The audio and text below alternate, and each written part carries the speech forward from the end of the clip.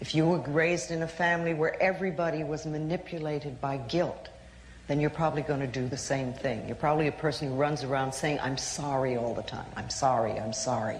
And you can never ask for anything out. And when you first say that, it's amazing what can come up and come to the surface.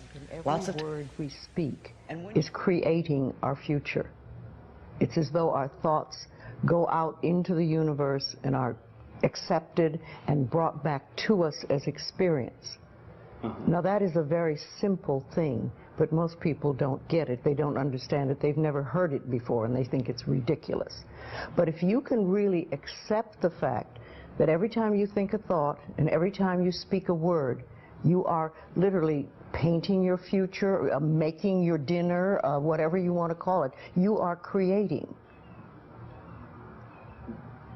And you're creating your own life. And this is simple, but it's not easy to accept. But once you accept it, then you can start deliberately creating what you want in your life.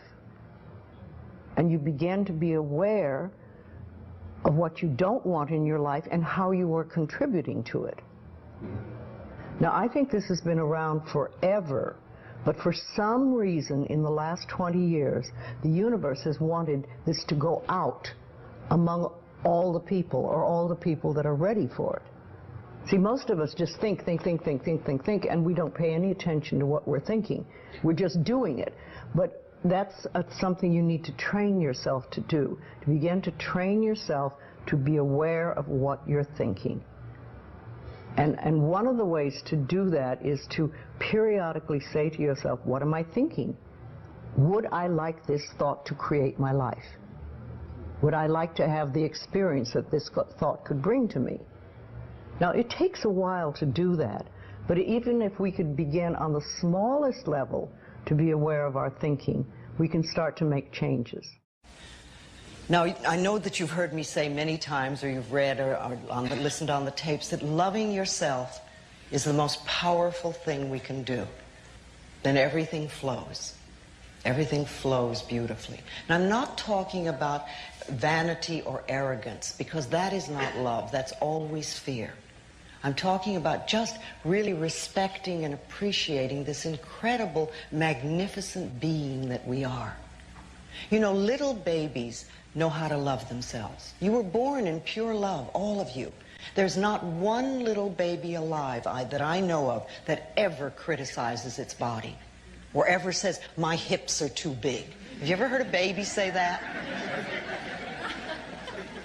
They're just thrilled and delighted that they have a body. And they rejoice in it. And they love themselves. They love their toes. They love everything about themselves.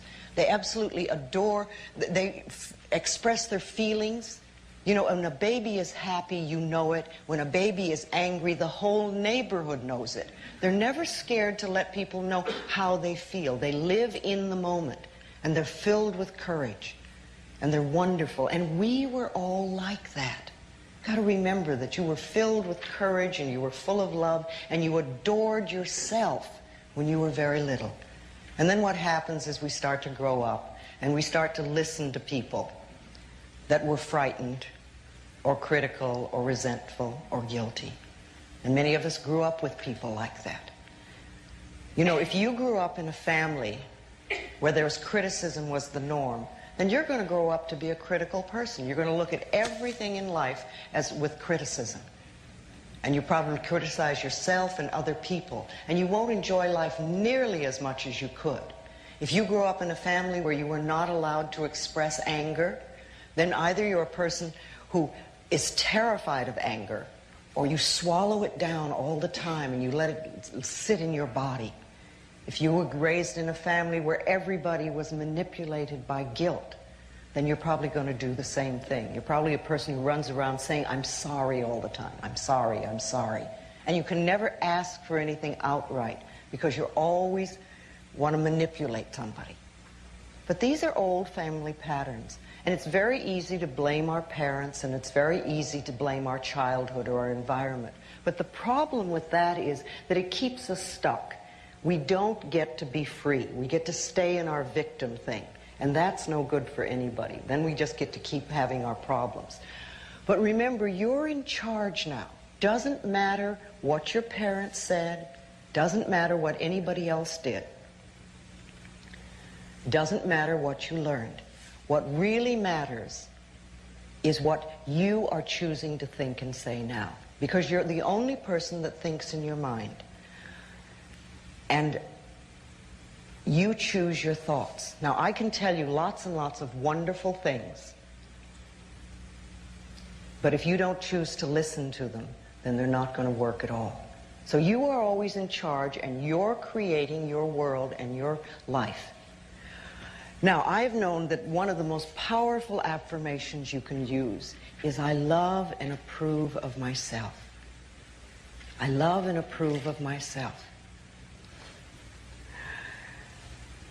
And when you first say that, it's amazing what can come up and come to the surface. Lots of times when we begin to say that, all the negative messages come to the surface. And it's marvelous because that gives us an opportunity to know what's been in the way. You see, if you don't hear your negative messages, you don't know what's in your way. So when you start to do an affirmation like, I love and approve of myself, you want to really pay attention to what the negative messages are, because they're the ones that are in the way. And when you find a negative message, if you could write it down, it's wonderful, because you want to think, I found a treasure. This is something that's really in my way and really creating a problem. Remember, we get to choose the way we think, and we can choose to change the way we think. It's always our choice. It's very important to be appreciative of life and to express gratitude. The universe loves gratitude, and the more grateful you are, the more things you have to be grateful about. And when I say things, I don't mean objects necessarily, but just you improve the quality of your life enormously. There are no limitations for you at all. Whatever you can conceive in your mind, and as I say, do the reps, do the affirmations to create that place, you can do. But when we go on a spiritual journey, it seems to be more conscious, and we begin to make conscious choices about life instead of just going on and getting up in the morning and doing our stuff and then going to bed. We begin to make conscious choices of our thoughts and our actions and even the foods we eat and things like that. And it's putting your foot on the pathway one step at a time. And some of us do very devious journeys, and we take lots of little side tracks, and we don't get very far, really. And some of us just are very conscientious about it and go one step after another and go closer to our pathway, which is really, to me, I think enlightenment is letting go of all the things we believe that are not benefiting us in life, or that are barriers to our life, to the good things in life, and to release them one by one and to think, I don't have to believe that anymore, or do I want to believe that anymore? And making a conscious choice. When we can understand that every single thing we believe has been a choice, and it may or may not be true. It can be true for you and not for you, because it's your belief system and your belief system, and then I have my belief system. I say a lot, that may be true for you, it's not true for me. I may not say that out loud, but people are doing things or saying things, and I think that to myself a lot. And also, it has nothing to do with me. Whatever's going, that has nothing to do with me, because I'm under the law of my own consciousness.